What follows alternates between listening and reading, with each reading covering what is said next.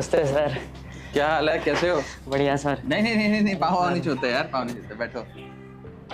स्वागत है आपका मेरे घर में। Thank you so much sir.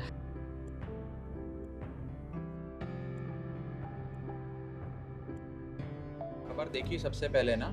Ji sir. आपने फोटो डाली थी हाँ जी कि मैंने 28 डिलीवरी करी। जी सर।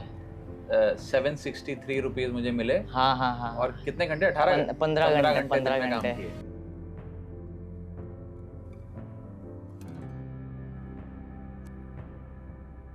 इसमें मैंने जब ये इशू उठाया था ना, मैंने आप लोगों को अंग्रेजी में ये लोग गिग वर्कर कहते हैं। हाँ जी है ना, चाहे वो जोमेटो स्विगी के डिलीवरी बॉयज हो, जेप्टो ब्लिंकिट के राइडर हो या ओला उबर के ड्राइवर वगैरह, तो इनकी जो समस्याएं हैं वो एक ऐसी दर्द है या ऐसी प्रॉब्लम है जो हम खुद रोज देखते हैं, महसूस करते हैं। जी सर। है ना, हम भी कभी कुछ ऑर्डर करते हैं या हमारा कोई दोस्त, कोई रिश्तेदार या किसी के घर पे जाते हैं, वो कुछ मंगाते हैं तो उनकी जो पेन है वो नजर आती है। तो मुझे लगता है कि उसकी आवाज उठनी भी चाहिए और उम्मीद है कि बहुत जल्दी कुछ बदलाव भी आएगा और चीजें ठीक होंगी। जी सर। और ये 10 मिनट की डिलीवरी में तो सर यही होता है कि अगर इंसेंटिव का इशू होता है, कभी कस्टमर एक तो जब कोई ऑर्डर हमारे पास होता है, ठीक है, हम लोकेशन पे जाते हैं तो कस्टमर कॉल ही नहीं उठाता, आधे घंटे तक हमारा टाइम वेस्ट हो जाता है और इंसेंटिव की ऐसी तैसी हो जाती है।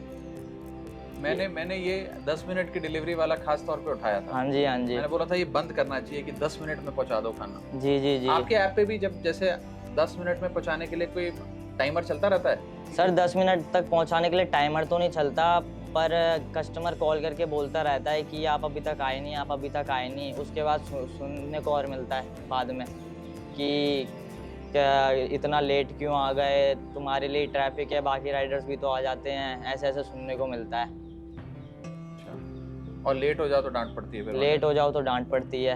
और कभी कभार कस्टमर का घर होता है 14th फ्लोर पे, वहाँ पे भी दे के आना पड़ता है। बट दिक्कत ये हो जाती है कि सर्विस लिफ्ट अगर ऑन नहीं हो तो बाकी जो सोसाइटी की लिफ्ट होती है वो उससे जान नहीं देते, कहते हैं डिलीवरी वर्कर्स के लिए लिफ्ट है नहीं, फिर सीढ़ियों से चढ़ के जाओ। ये मेरे साथ तो आज तक हुआ नहीं है, बट बहुत से डिलीवरी राइडर्स हैं जो ऐसा करते हैं। उनका बता रहा हूँ आपको। फिर अगर सर्विस लिफ्ट खराब है तो वो 10 माले, 12 माले, 14 माले चढ़ के जाते हैं। ऐसे बहुत से देखे हैं मैंने। तो ये चीज होनी नहीं चाहिए भाई। मैं डिलीवरी बॉय या राइडर भी किसी का बेटा है, पति है, पिता है, भाई है, उनको भी मैं तो हाउस में भी ये बात रखी थी कि वो कोई रोबोट नहीं है। जी सम्मान मिलना चाहिए, डिग्निटी मिलनी चाहिए। उनको रिस्पेक्ट ही नहीं मिलती है सर, रिस्पेक्ट ही नहीं मिलती है। सब पता नहीं क्या मजदूर समझते हैं, क्या समझते हैं कि भाई बस आ गया गाड़ी से डिलीवरी करके चला गया, बस यही उनको तो बस उनका खाना मिल रहा है, बात खत्म। और रात में लेट नाइट भी बहुत सारे ये होते हैं कि लोग ऑर्डर डिलीवर करने जाते हैं तो उनके साथ हादसे हो जाते हैं। किसी का खून कर दिया, बहुत सारे ऐसे तमाम किस्से भी आए हैं सामने। किसी की क्या बोलते हैं ऑर्डर छीन लिया, बहुत सारे ऐसे भी चीज़ें होती है रात में। और फिर कंपनी तो इस चीज़ का है कि कंपनी कुछ करती ही नहीं है। और एक डिलीवरी का कितना पैसा मिलता है सर? अगर पास का ऑर्डर होता है तो पहले तो मिलते थे 16-17 रुपये, अब वही 12-13 रुपये मिलते हैं। और दूर के 5 किलोमीटर के जब मिलते थे 80-90 रुपये, मतलब 70-80 के करीब मिलते थे। अब वो भी मैंने जब किया था 50-60 रुपये मिल रहे थे। तो क्यों रेट कम क्यों किया आप लोगों को देने के लिए? रेट कम तो सर इसका पर डिलीवरी रेट जो है, हाँ जी, इसका तो मुझे भी रीज़न पता नहीं है। ये तो अब कंपनी बता सकती है कि क्यों रेट कम किया उन्होंने। अच्छा जी सर। तो आपने यहाँ ज्वाइन कैसे किया? सर ज्वाइन तो मैंने ब्लिंकिट किसी के थ्रू किया था, रेफर के थ्रू। उसके बाद मैं करता रहा क्योंकि उस टाइम तो पैसे सही मिल रहे थे स्टार्टिंग में। फिर जब स्टोर धीरे धीरे करके स्टोर जैसे ही मैं पुराना हो गया उसमें पैसे फिर कम हो गए। और हर कोई डिलीवरी राइडर यही कह रहा था कि पहले 12-13 घंटे में हमारा 1000-2000 का काम हो जाता था, अब उनका 1000 भी पार नहीं हो पाता है। मैंने ये सोचा था कि आपको बुलाएंगे, इसी टाइम मैंने जानबूझ के 1 बजे का समय आपको दिया कि साथ में रोटी खाएंगे, खाना खाएंगे। आप सबके घरों में खाना डिलीवर करते हैं तो सामान पहुंचाते हैं, तो एक बार आज हमारे घर का खाना भी खाइए हमारे साथ। धूप हो, गर्मी हो, बारिश हो, पोल्यूशन हो, फॉग हो, ट्रैफिक हो, राइडर्स और हमारे डिलीवरी बॉयज बेचारे लगे रहते हैं। जी सर।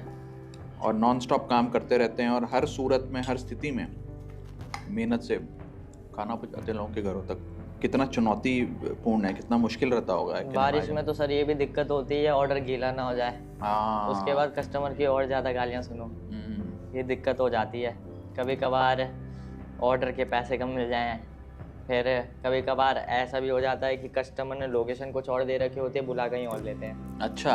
हाँ, और उसका फिर बोलो कि आपको एक्स्ट्रा पे करना पड़ेगा, तो उस पर भी सुनाते हैं और डांटते हैं। हाँ जी, कुछ एड्रेस ऐसे भी होते हैं मतलब कि कस्टमर ऊपर बुला रहा है बट किसी कंडीशन की वजह से हम जा नहीं पाते, मतलब बहुत लोगों के साथ होता है, तो कस्टमर कहता है नहीं ऑर्डर किया है तो ऊपर देने ही आओ, ये भी वो कंडीशन हो जाती है।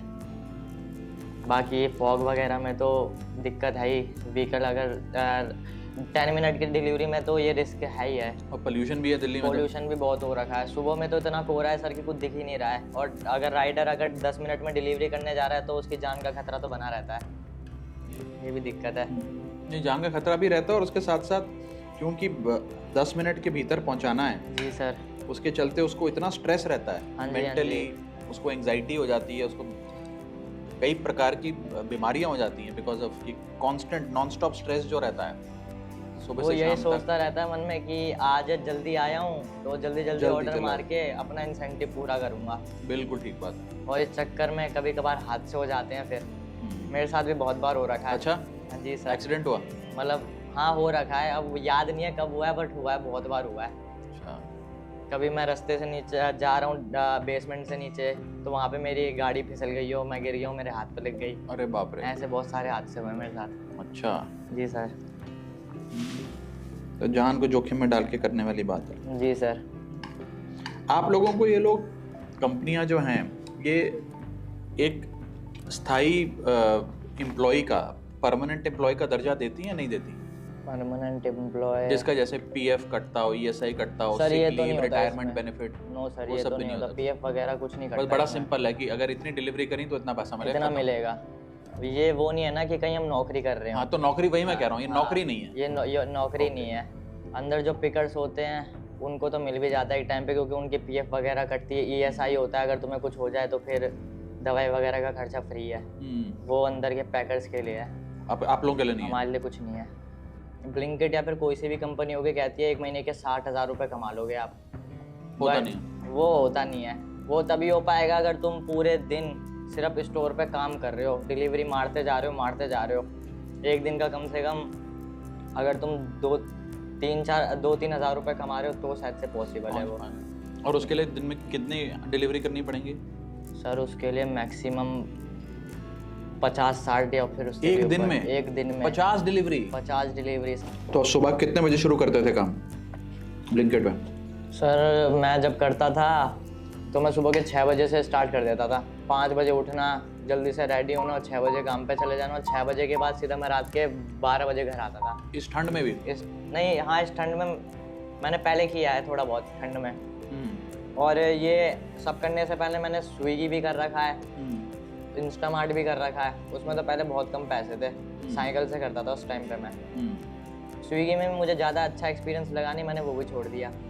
उसके बाद मैं सैडो फैक्स में, मतलब मैंने 2-3 ऐसी कंपनी। तो वहाँ स्विगी में क्या परेशानियाँ निकल कर आई? स्विगी में सर ये था ना कि लोकेशन पे ऐसी जगह भेज देता था जो रात में रिस्की थी, और धीरे धीरे करके बस दूर भेजता रहता था। ये नहीं कि घर का कोई लोकेशन आ जाए तो घर चले जाएं, ये दिक्कत रहती थी उसमें। अंग्रेजी में एक कहावत है, जी sir, wearer knows where the shoe pinches. इसका मतलब होता है कि जूता पहनने पे दर्द कहाँ हो रहा है, कहाँ से जूता छोटा है, कहाँ से ढीला है, कहाँ से टाइट है, वो उसी आदमी को पता लगता है, वो जूता पहनता है, और किसी को नहीं पता लगता। जी सर। इसीलिए आप मुझे बताइए कि वो कौन सी ऐसी 4-5 चीजें हैं जो आपको लगता है कि सरकार या ये प्राइवेट कंपनियां आप सबके लिए कर सकती हैं, आपकी जो पूरी कम्युनिटी है उसके लिए कर सकती हैं, ताकि आप लोगों की ज़िंदगी बेहतर हो, आप लोगों को फाइनेंशियल सिक्योरिटी, डिग्निटी और इंसाफ मिले, मेहनत की कमाई मिले? सर पहला तो यही है कि नाइट सेफ्टी होनी ज़रूरी है राइडर्स के लिए, क्योंकि अगर कुछ भी होता है तो कंपनी तो देखेगी ही नहीं, कंपनी तो साफ मना कर देगी। बाकी पैसे का जो दिक्कत है वो सॉल्व हो जाए, एक है 10 मिनट की डिलीवरी नहीं होनी चाहिए, इसको तो हटाना ही चाहिए 10 मिनट की डिलीवरी को। मैं भी सहमत हूँ आपकी इस बात से, क्योंकि 10 मिनट की डिलीवरी के चक्कर में वो बंदा जो अपनी फैमिली के लिए कमा रहा है वो क्या पता कभी भी अपनी फैमिली से दूर हो जाए, ये इशू पड़ सकता है। उसके साथ कुछ भी हो सकता है 10 मिनट की डिलीवरी के चक्कर में। रेड लाइट ब्रेक कर देते हैं, कभी सामने से गाड़ी आ रही हो स्पीड में ले जाके मोड़ दो, ऐसा मैंने भी बहुत बार किया है। मेरे तो एक्सीडेंट होते होते बचा है इस चक्कर में कि तो भाई ये 10 मिनट बचे हैं, 10 मिनट के अंदर अगर ये ऑर्डर कंप्लीट नहीं किया तो इंसेंटिव हट जाएगा।